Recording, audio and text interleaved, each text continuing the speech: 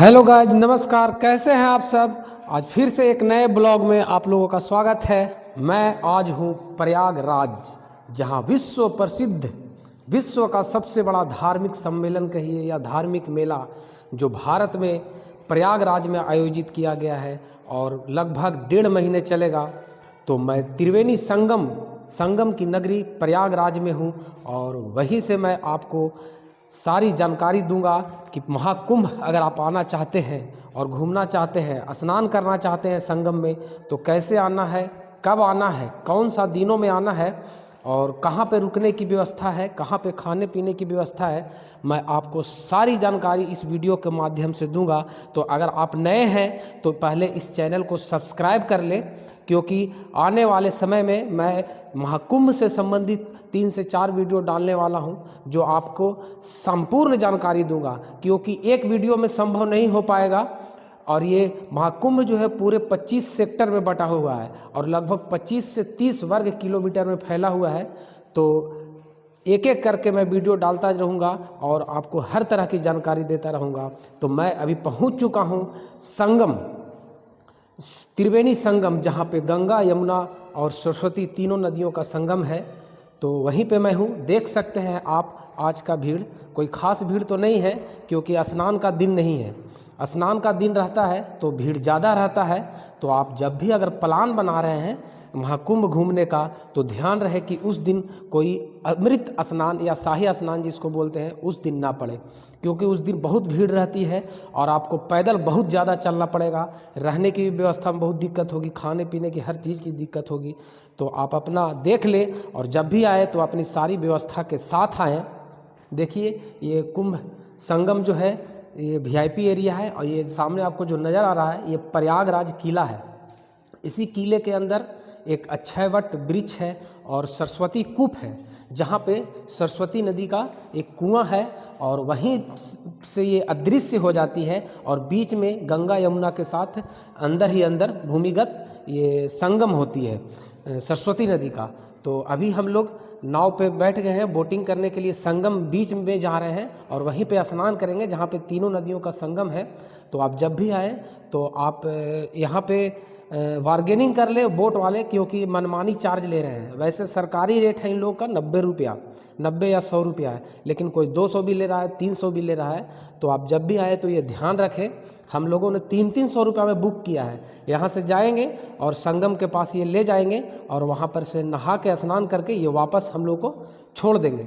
लेकिन एक बात और है कि अगर आप बार्गेनिंग करेंगे तो कम में भी हो जाएगा, लेकिन वैसे रियल जो चार्ज है वो 100 रुपया ही है। तो हम लोग अभी जा रहे हैं, नहाएंगे, वहाँ पे बीच में पहुँच चुके हैं, त्रिवेणी संगम के पास जाने वाले हैं। वहाँ पर भी आपको सारी जानकारी दूंगा। कुंभ मेला जो है वो हिंदू धर्म का एक महत्वपूर्ण त्यौहार है और यूनेस्को द्वारा मान्यता प्राप्त त्यौहार है। और ये जो कुंभ है ये प्रत्येक 12 वर्षों में एक बार एक स्थान पर ही होता है, क्योंकि देवताओं और राक्षसों के बीच 12 दिन तक लड़ाई चली थी। इसलिए शास्त्रों के अनुसार 12 दिन देवताओं के मनुष्य के 12 वर्षों के समान होता है। और ये जो भी जब कुंभ शुरू होता है तो ये मकर संक्रांति के दिन शुरू होता है और अमृत स्नान के साथ और महाशिवरात्रि के दिन समापन होता है, जो लगभग 45 दिनों तक ये महाकुंभ चलेगा। ये कुंभ मेला जो है 12 वर्षों में लगने का एक कारण और भी है, जो बृहस्पति ग्रह की गति को माना जाता है। जब सूर्य मकर राशि में होता है और बृहस्पति वृष राशि में विराजमान होते हैं, तब प्रयागराज में कुंभ मेला का आयोजन किया जाता है। लेकिन एक पौराणिक कथाओं के अनुसार जब समुद्र मंथन हो रहा था, तब समुद्र से विष, अमृत, मोती और कई रत्न निकले थे और इसी में देवताओं और राक्षसों के बीच आपस में बांटने के लिए लड़ाई हो गई थी। और लड़ाई के लिए जब अमृत निकला तो अमृत पाने के लिए दोनों में छीना झपटी हो गई और ये इसी छीना झपटी के दौरान जो कलश की जो बूंदें थी, घड़ा की कुछ अमृत बूंदें थी, वो 12 जगहों पर गिरी थी, जिसमें 8 जगहों पर देवलोक में और 4 जगह पृथ्वी पर, जो प्रयागराज पहला था और दूसरा हरिद्वार, तीसरा उज्जैन और चौथा नासिक। ये चारों जगह कुछ बूंदें गिरी थी और उसी समय से ये कुंभ मेला का आयोजन हो रहा है, जो अनादि काल से, वैदिक काल से ये चला आ रहा है और प्रत्येक 12 साल पर ये लगता है। तो इस बार जो महाकुंभ कि जो अमृत स्नान की महत्वपूर्ण तिथियां हैं वो 6 पड़ रहे हैं। जो पहला है वो 13 जनवरी पौष पूर्णिमा, दूसरा 14 जनवरी मकर संक्रांति और तीसरा जो है 29 जनवरी मौनी अमावस्या के दिन पड़ रहा है। और चौथा जो है वो 3 फरवरी बसंत पंचमी सरस्वती पूजा के दिन और पांचवा जो है 12 फरवरी माघ पूर्णिमा और लास्ट जो है वो छठा 26 फरवरी महाशिवरात्रि के दिन पड़ रहा है। तो देखिए हम लोग संगम के पास पहुंच चुके हैं। ये सभी जितने सारे आप नाव देख रहे हैं ये सभी संगम के पास ही है। यहाँ पे संगम गंगा यमुना सरस्वती तीनों जो मिलती है तो यहाँ पे पानी कुछ कम है तो यहाँ पर नाव से लोग लाते हैं।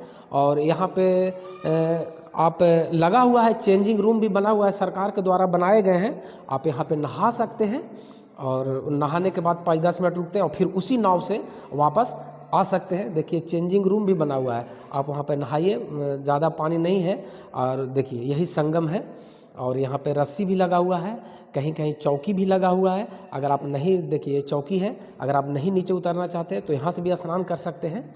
और देखिए यहाँ पे भीड़, ये चारों तरफ से, ये बीचों बीच नदी में सरकार के द्वारा ऐसा व्यवस्था किया गया है कि ये हमेशा रहता है। आप हमेशा कभी भी आएंगे तो यहाँ संगम में नहा सकते हैं, डुबकी लगा सकते हैं। देखिए बहुत ही कम पानी है यहाँ पे, एक तरफ से गंगा आ रही है और एक तरफ से जमुना और यहीं पे बीच में मिलन हो रहा है और बीच में जो है वो अंदर ही अंदर सरस्वती नदी अदृश्य हो जा रही है। तो यहाँ आप नहाइए और ध्यान रखिए यहाँ भी लेते हैं लोग 40 रुपये 30 रुपये यहाँ भी लेते हैं, लेकिन पैसा नहीं दें और आराम से आइए, स्नान कीजिए और यहाँ से फिर वापस निकल जाइए। तो ये जो महाकुंभ मेला है, मैं इसके बारे में और कुछ जानकारी दे दूं।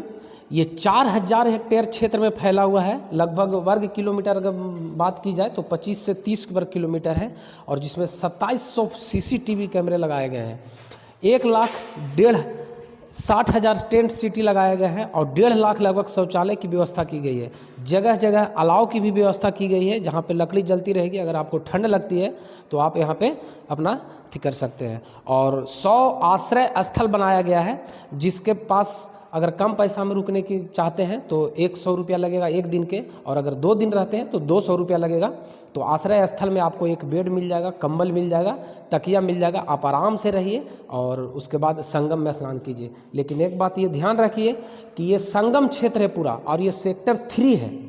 तो 3 सेक्टर में जो भी पूरा संगम एरिया है, यहाँ पे आपको रहने की व्यवस्था नहीं है और यहाँ पे कोई भंडारा लंगर नहीं चलता है। तो आप जब भी अगर प्रयागराज जंक्शन तरफ से आ रहे हैं तो सेक्टर 1 जहाँ पे परेड ग्राउंड है और वहीं से फिर परेड ग्राउंड पूरा में जो मेला ये क्षेत्र लगा हुआ है, मेला एरिया, वहाँ से फिर सेक्टर 1 और सेक्टर 2 शुरू होता है। तो वहीं पर एक जन आश्रय स्थल बना हुआ है, लाल सड़क के नाम से बोलते हैं। किसी से आप पूछ सकते हैं प्रशासन से कि जन आश्रय स्थल कहाँ पे है, जहाँ पे आपको 100 रुपया लगेगा। लेकिन अगर आप वहाँ रुकना चाहते हैं तो ध्यान दें कि 8 बजे रात के बाद वहाँ पे नहीं जाएं। जाने के लिए जा सकते हैं लेकिन हो सकता है फुल हो जाता है। तो आप जब भी जाएं तो दिन में ही जाके वहाँ पे बुक करवा लें।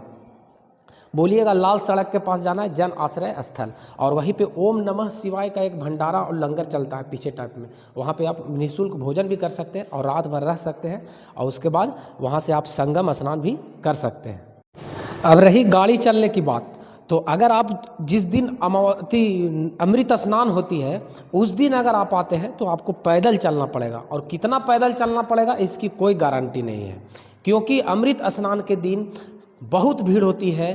5 से 8 करोड़ भी हर स्नान के दिन लोगों के आने की उम्मीद रहती है। तो आपको पैदल चलने के लिए भी जगह नहीं मिलेगा।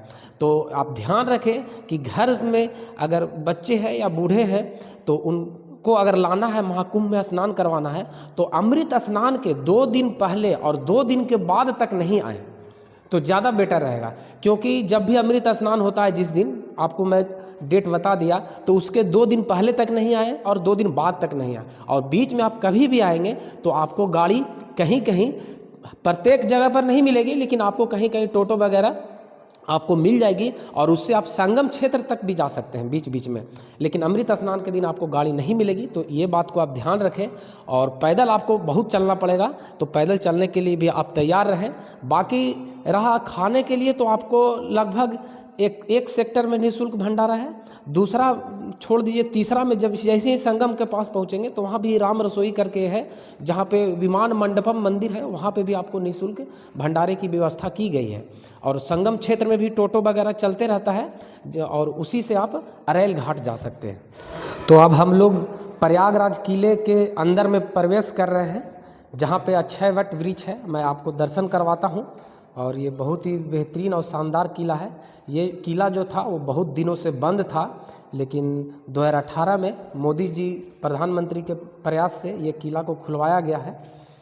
और तब से ये किला के अंदर आम लोगों का भी मतलब जाने के लिए खुल गया है रास्ता। तो अभी हम लोग जा रहे हैं अक्षय वट वृक्ष के पास। तो देखिए हम लोग पहुंच गए हैं, यही है अक्षय वट वृक्ष। इसका अक्षय वट का अर्थ ही होता है अविनाशी वट वृक्ष, जिसका कभी नाश नहीं हो सकता है। यह वट वृक्ष प्रयागराज के संगम तट पर ही प्रयागराज किले के अंदर में स्थित है। यह धार्मिक, पौराणिक और ऐतिहासिक महत्व का केंद्र है। पौराणिक कथाओं के अनुसार ब्रह्मा, विष्णु और शिव ने इसे सृष्टि की अस्थिरता के लिए स्थापित किया था। प्रलय काल में भी इसका नाश नहीं होता है। यहाँ नारायण विष्णु ने महर्षि मार्कंडेय को बालमुकुंद रूप में दर्शन दिए थे और भगवान श्री राम, माता सीता और भाई लक्ष्मण ने भी वनवास के दौरान इनका पूजन किया था। और जैन तीर्थ कर जो ऋषि भदेव थे वो कैवल्य प्राप्त किए थे। और अक्षय वट के दर्शन से मोक्ष का मार्ग प्रशस्त होता है। अब ऐसा माना जाता है कि मुगलों ने इस वृक्ष को कई बार जलाने की भी कोशिश की, लेकिन कभी जल नहीं पाया। तो अब अक्षय वृक्ष से आगे बढ़कर हम अंदर आ चुके हैं, जो पातालपुरी किला बोलते हैं। और ये अंदर में भूमिगत, देखिए ये मंदिर जो है ये अंदर ज़मीन के अंदर मंदिर है।